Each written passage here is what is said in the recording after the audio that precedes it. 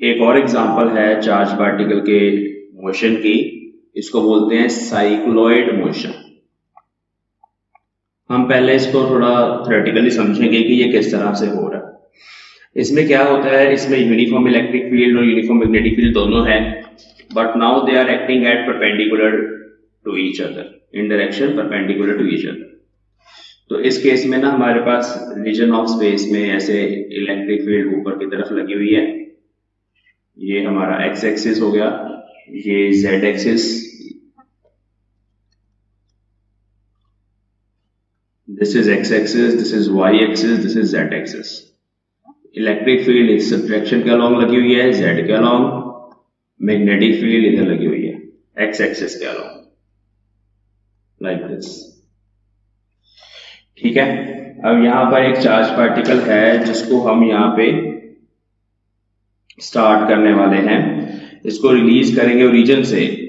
Positive charge particle is release, just it is release, यहाँ पे है क्यू, ये अभी रेस्ट पे है। ठीक है, हमने इसको कोई मोशन नहीं दिया, अभी ये रेस्ट पे है। तो बच्चों जब ये रेस्ट पे होगा तो उस टाइम मैग्नेटिक फोर्स नहीं लगेगी। आपको पता है मैग्नेटिक फोर्स का फॉर्मूला होता है Fm Q V cross B. तो इसकी वेलोसिटी 0 है, तो स्टार्टिंग पॉइंट पे at origin v vector is 0, this is point O, therefore Fm will be 0 at starting. Okay, अब हम बात करते हैं, यहाँ पे इलेक्ट्रिक फोर्स लगेगी, पॉजिटिव चार्ज पार्टिकल है, it will start accelerating towards the direction of electric field. So at O electric force Fe vector is QE vector that will be along y axis। y लिखी जा रहा हूं, z माना मैंने, that will be along, that is along z axis। तो charge particle इस direction में, इसको इनिशियली एक फोर्स लगेगी, इस डायरेक्शन में जाना शुरू करेगा। अब जब ये इस डायरेक्शन में पुल होगा, इस तरफ जाएगा, जितना फास्ट ये जाएगा उतनी स्ट्रॉन्ग मैग्नेटिक फोर्स लगेगी, क्योंकि मैग्नेटिक फोर्स वेलोसिटी पर डिपेंड करती है।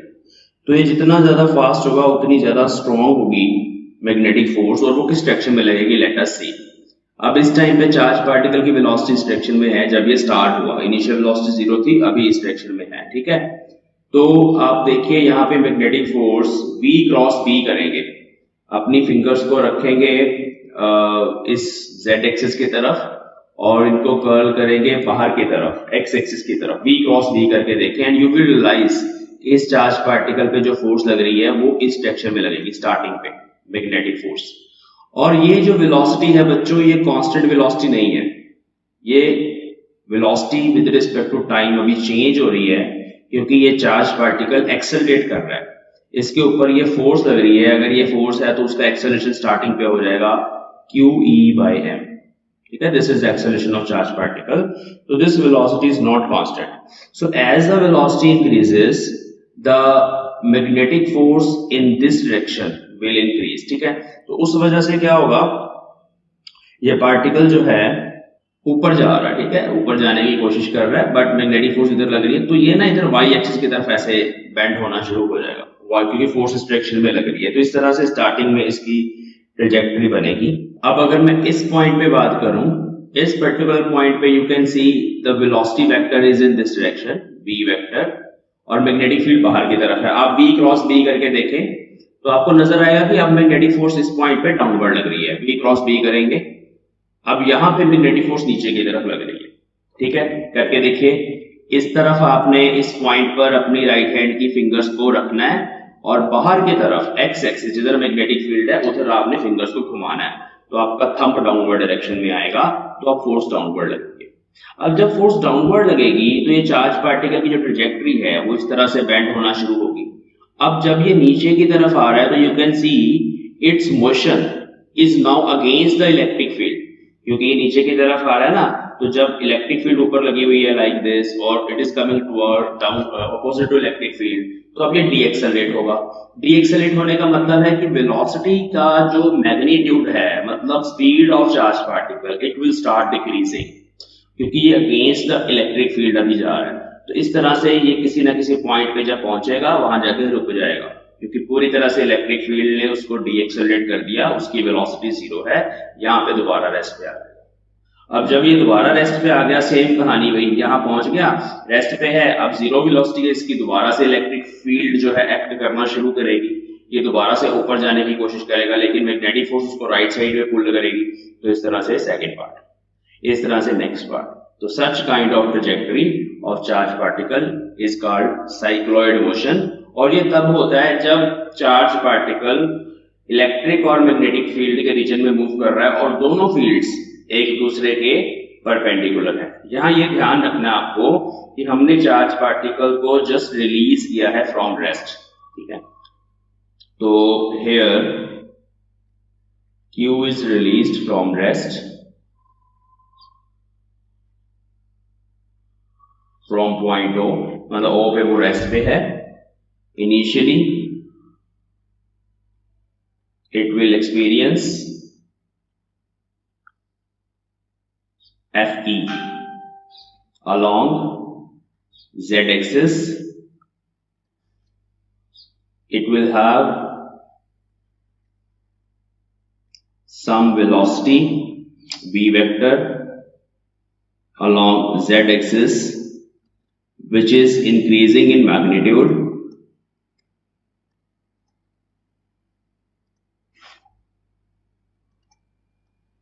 ये v velocity जो है ना, इसका मैग्नीट्यूड बढ़ रहा है धीरे धीरे।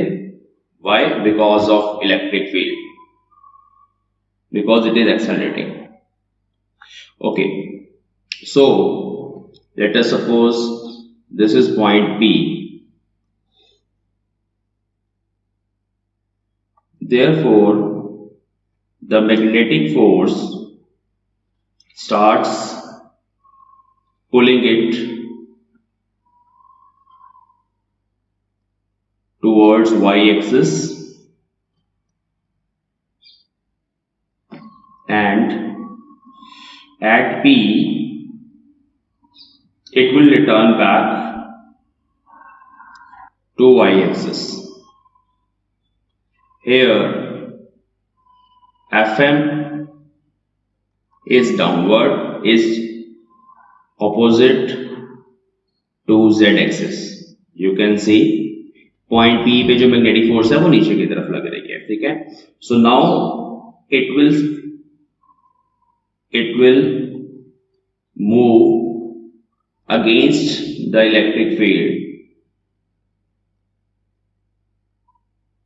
Therefore, it will deaccelerate.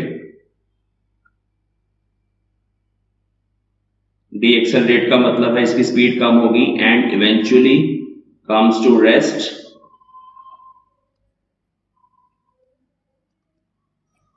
फिर रुक जाएगा ये at point, यहां पॉइंट लिख लेते हैं कुछ B point, at B.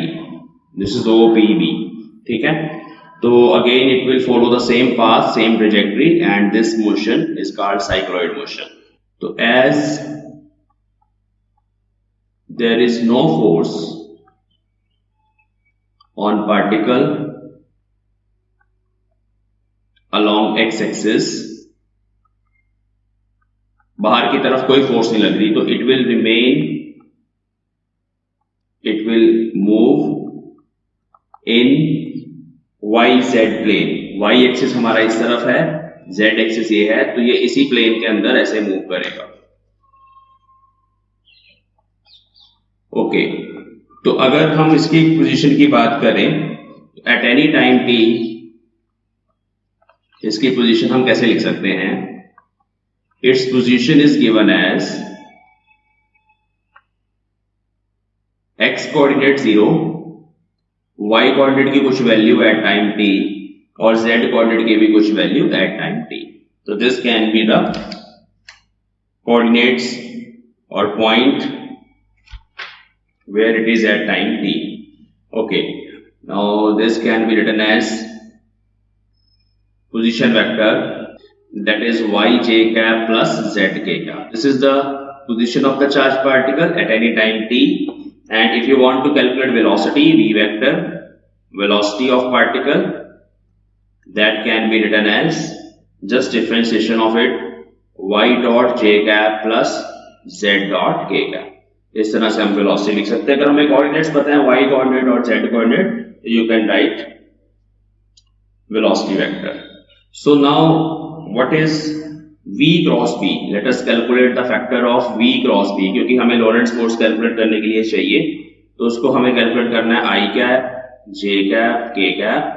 v vector आ गया मेरे पास 0, y डॉट, z डॉट, और मैग्नेटिक फील्ड मेरी सिर्फ x एक्सिस के अलोंग लगी हुई है, इसलिए b यहाँ पे आएगा 0 0।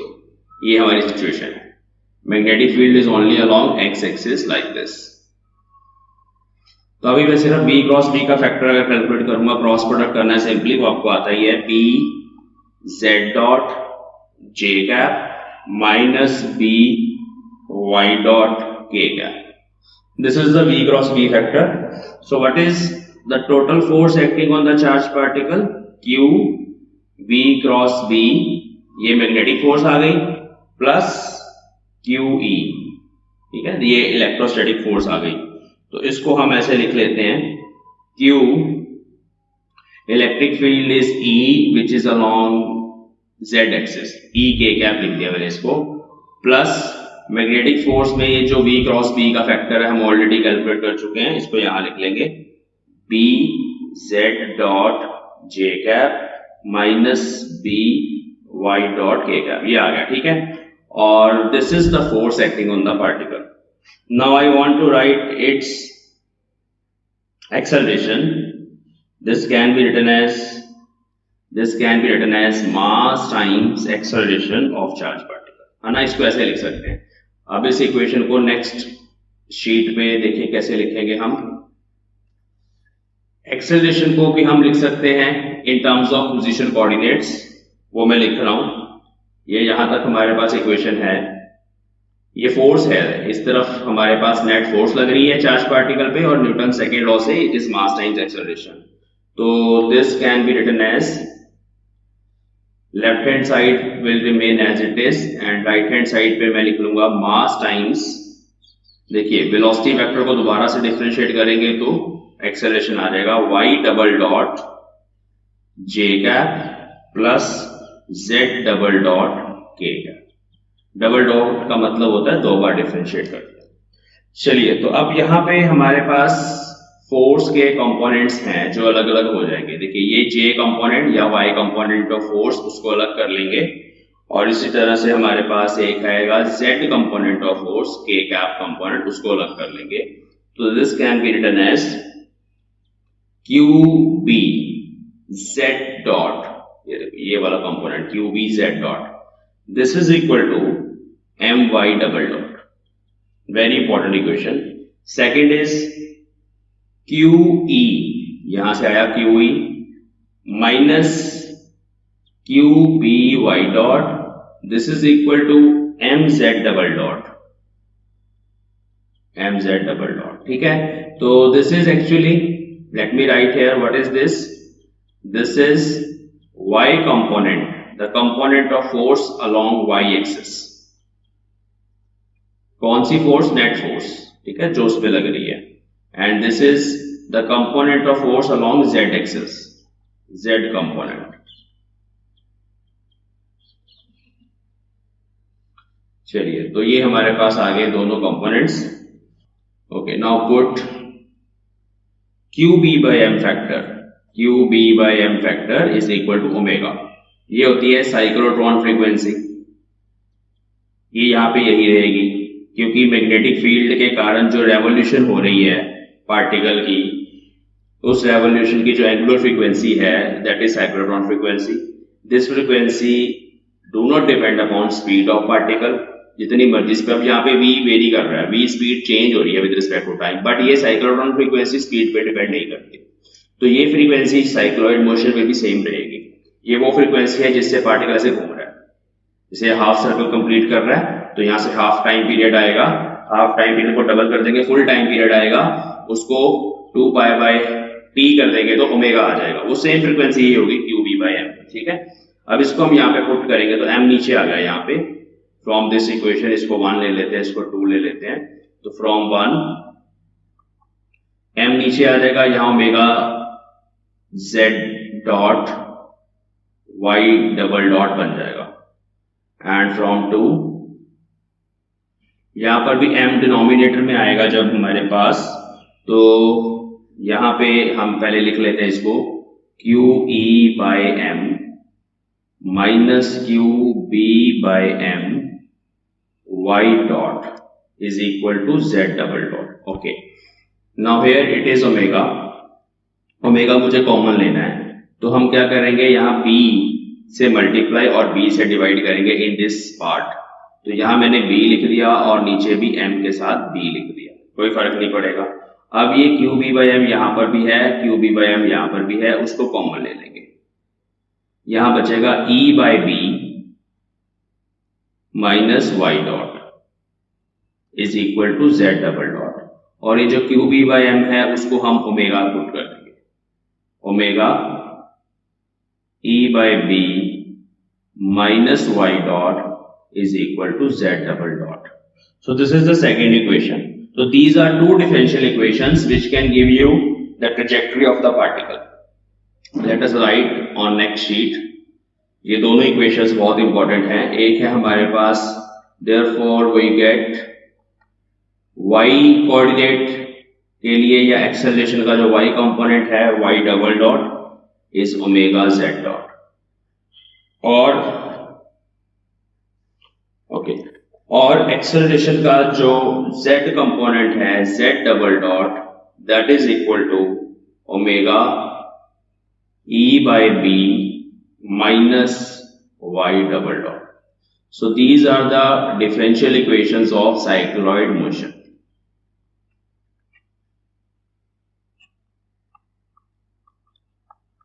तो जस्ट डिफरेंशियल इक्वेशन कैसे कैलकुलेट करते हैं, हम हमेशा ऐसे करते हैं, एफ नेट निकालते हैं, नेट फोर्स को मास टाइम्स एक्सेलरेशन लिखते हैं। एक्सेलरेशन को अगर आप डिफरेंशियल इक्वेशन के टर्म्स में लिखना चाहते हो तो D square X by D T square या D square Y by D T square, जो भी हमारे पास एक्सेलरेशन के कंपोनेंट्स होते हैं उसके साथ इक्वेट करते हैं। ये वही सेम चीज हमने करी है, हमारे पास ये दोनों एक्सेलरेशन के कंपोनेंट्स आ गए। Now the general solution of these two differential equations is general solution of differential equations. ठीक है, y कोऑर्डिनेट का जनरल सॉल्यूशन ये आएगा c1 cos omega t plus c2 sin omega t plus e by b into t plus c3। ये सारे जो यहाँ पे है ना अननोन्स है, अननोन कॉन्स्टेंट्स हैं, इनको फाइंड करना होता है। z कोऑर्डिनेट आ जाएगा हमारे पास c2 cos omega t minus c1 sin omega t plus c4। तो these are actually the general solutions of coupled differential equations. और अगर आप इनको फाइंड करना चाहते हैं तो ये आपको लर्न ही करने पड़ेंगे जनरल सॉल्यूशन। जब हम डिफरेंशियल इक्वेशंस पढ़ते हैं वहां पे हमारे पास आते हैं इस तरह के सॉल्यूशंस। एक तो ये सिंपल हार्मोनिक टर्म्स होती हैं सारी इसमें, क्योंकि हार्मोनिक इक्वेशंस है ये। ओके, अब इनको सॉल्व करना है। तो what are the initial conditions, यहाँ पे इनिशियल कंडीशंस की हेल्प से अननोन फाइंड करे जाते हैं। इनिशियल कंडीशंस है कि y डॉट 0 और z डॉट 0। यहां 0 मतलब time t is equal to 0। Time t is equal to 0 मतलब इनिशियली पार्टिकल रेस्ट पे था, तो उसकी कोई वेलोसिटी का कंपोनेंट y के अलोंग नहीं था, कोई वेलोसिटी का कंपोनेंट z के अलोंग नहीं था, वो मूव नहीं कर रहा था इनिशियली। तो ये वेलोसिटी के दोनों कंपोनेंट्स इनिशियली 0 हैं। This is first condition at origin. ठीक है, एंड ऑल्सो अगर हम पोजीशन की बात करें तो ओरिजिन के ऊपर y0 y कंपोनेंट और z कोऑर्डिनेट ये दोनों भी इनिशियली 0 हैं। ठीक है, तो we need to apply these conditions on these solutions. यहाँ पे हम क्या करते हैं, हम पहले y को 0 पुट करेंगे, z को 0 पुट करेंगे और हमारे पास इक्वेशंस आएंगी c1 c2 की। ठीक है, यहाँ पे y t is equal to 0 put करेंगे ना, t 0 पे y और z 0। तो मैं थोड़ा ट्राई करते हैं। तो हमारे पास जब y 0 t 0 पुट करेंगे इधर आएगा 0। फर्स्ट इक्वेशन में मैं कर रहा हूं, देखो टाइम t 0 पे y की वैल्यू 0 है, तो यहां 0 आ गया, प्लस 0 इज इक्वल टू यहाँ T0 पुट करेंगे C1 आएगा, यहाँ T0 पुट करेंगे 0 हो जाएगा, यहाँ T0 पुट करेंगे 0 हो जाएगा, यहाँ C3 रहेगा। और अगर हम Z के केस में भी ऐसा करते हैं तो यहाँ 0 आएगा, cos ओमेगा t में 1 आएगा तो C2 आएगा, और sin ओमेगा t में 0 ही आ जाना, लिखने की जरूरत नहीं है, प्लस C4। अब ये C1 प्लस C3 0 के बराबर आ गया, मतलब C1 माइनस C3 के बराबर है। तो जहां पर भी C3 है वहां आप माइनस C1 पुट कर सकते हो, बाद में कर देते हैं। और दूसरा यहाँ पे C2 माइनस C4 के बराबर है। ये दोनों कॉन्स्टेंट्स यहां से आ गए हमारे पास। अब हमें इनको डिफरेंशिएट करना पड़ेगा पहले विद रिस्पेक्ट टू टाइम, फिर उसमें पुट करनी है ये वाली चीजें। तो y डॉट t बनेगा C1 cos ओमेगा t का derivative minus sin omega t into omega, क्योंकि विद रिस्पेक्ट टू t कर रहे हैं। C2 sin ओमेगा t का derivative cos omega t into omega plus e by B, ये बनेगा y dot, ये constant है उसका डेरिवेटिव 0। z डॉट बनेगा C2 cos ओमेगा t का derivative minus sin omega t, उसके साथ आ जाएगा omega, minus C1 sin omega t का डेरिवेटिव cos ओमेगा t, उसके साथ फिर से ओमेगा आ गया, और प्लस 0 क्योंकि C4 का डेरिवेटिव 0। तो ये आ गया हमारे पास y डॉट z डॉट। अब फिर t इज इक्वल टू 0 पे y डॉट 0 है, तो y dot is 0 at t is equal to 0, ऐसे लिख लेते हैं। तो ये वाली इक्वेशन बन जाएगी मेरे पास 0 is equal to t 0 put करेंगे sin 0 0, यहाँ t 0 पुट करेंगे तो आएगा C2 omega plus e by B, ये इक्वेशन बन गई। तो यहां से C2 की वैल्यू आ गई minus e by B divided by omega, ये C2 है। आप देख सकते हैं ये उधर चला जाएगा, ओमेगा नीचे चला जाएगा, तो C2 निकल आया मेरे पास। अब ऐसे यहां पे भी पुट करो z dot 0 at t is equal to 0 in this equation. तो z डॉट 0 है, यहाँ 0 आ गया, यहाँ पे तो ये टर्म 0 हो जाएगी, sin 0 0, ये टर्म बचेगी माइनस C1 ओमेगा बचेगा, क्योंकि यहाँ पे cos ओमेगा t इज 1 और कुछ बचा नहीं, ये 0 ये 0 ये 0, तो मतलब C1 0 है। चलो C1 0, C2 इतना आ गया। पीछे चलते हैं, हमारे पास C2 माइनस C4 के बराबर है और C3 भी 0 आ गया। तो मतलब जो C4 है वो e बाय ओमेगा बी, ये बनेगा पॉजिटिव, क्योंकि इन दोनों में रिलेशन है, C2 इज माइनस C4 और C1 0 है, तो मतलब C3 भी 0 है। ये आप देख सकते हैं पीछे, C3 इज ऑल्सो 0। हमने प्रूव कर दिया था कि C1 माइनस C3 के बराबर है। Now in these equations I will substitute all these constants. ये हमारी इक्वेशंस हैं, इनमें वैल्यूज पुट करेंगे। नेक्स्ट शीट पे कर लेते हैं फटाफट।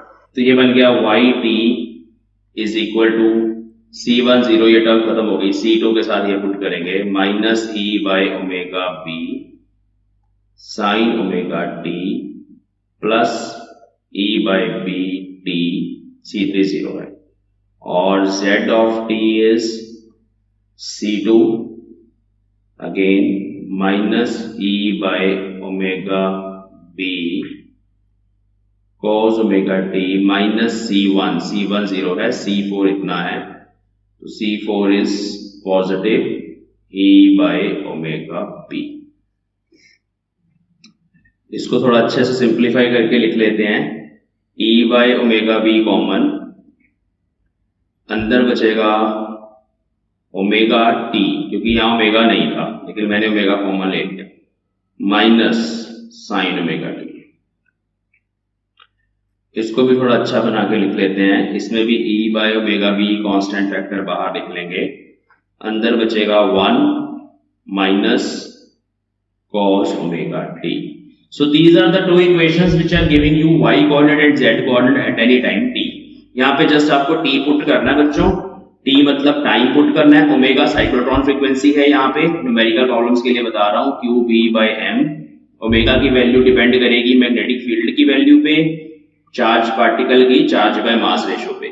तो ये दोनों चीजें जस्ट आपको यहाँ पे पुट करके ओमेगा फाइंड कर लेना, ओमेगा यहाँ आ जाएगा। इलेक्ट्रिक फील्ड आपको पता होनी चाहिए कितनी लगी हुई है उस रीजन में, मैग्नेटिक फील्ड पता होनी चाहिए कितनी लगी हुई है, और आप यहाँ पे टाइम पुट करो सेकंड्स में and you will gate coordinates of charge particle at any time T. तो एक इतनी अच्छी चीज है कि आप उस चार्ज पार्टिकल की पोजीशन किसी भी टाइम टी पे बता सकते हो। Now you can find velocity of charge particle at any time t if you differentiate these two coordinates। तो यहाँ पे जो भी तुम्हारे पास आंसर आएंगे that will give you velocity of charge particle at any time t। तो velocity भी आप फाइंड कर सकते हो, क्योंकि मैंने आपको बताया ही है कि velocity is y dot j cap plus z dot k cap। बस आपको इनको डिफरेंशिएट करना है and you will get velocity at any time t। Okay, another thing that we can do is we can derive the equation of trajectory। अभी equation of trajectory नहीं बनी है यहाँ पे, उसका रीजन ये है कि भाई हमारे पास जो equations हैं they are in terms of time t। चलो, तो this is y and z coordinates of charge particles। Now let us put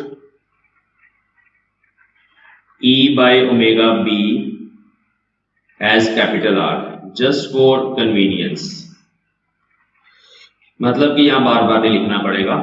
तो y is equal to R omega T minus R sine omega T बन गया, and z is equal to R minus R cos omega T बन गया। ये factor अंदर चला गया। यहां से y और साइन ओमेगा टी निकालना है मुझे, तो sine omega T can be written as that is R omega T minus Y, ये हो जाएगा मेरे पास। लेकिन यहाँ r का फैक्टर भी था तो नीचे r से हम डिवाइड करेंगे, या चलो r साइन ओमेगा टी ही लिख लेते हैं। यहाँ से r sine omega T is r omega T minus Y, and similarly r cos omega T is r minus z। Now scaling and adding, तो you will get r square is equal to r omega T minus Y whole square plus r minus z whole square. Okay,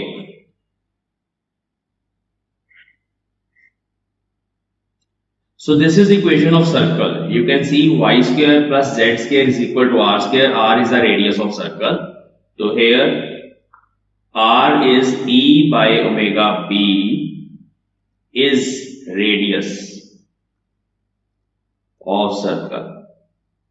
कौन सा circle? ये इस तरह से जो path बन रहा था उसकी रेडियस, ये वाली चीज, ये r है, ठीक है, क्योंकि ये कोई इक्वेशन ऑफ सर्कल बन रही है। लेकिन ये जो इक्वेशन ऑफ सर्कल है ना, उसका centre with respect to time shift कर रहा है। आप ध्यान से देखेंगे इस इक्वेशन को समझना है।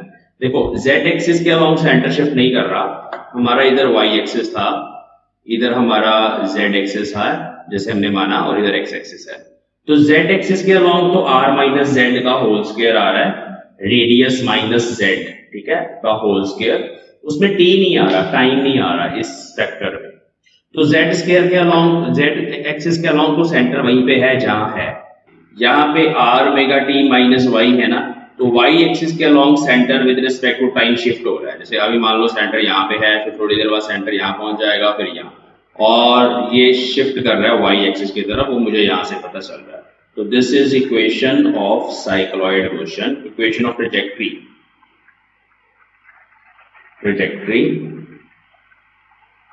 For cycloid motion.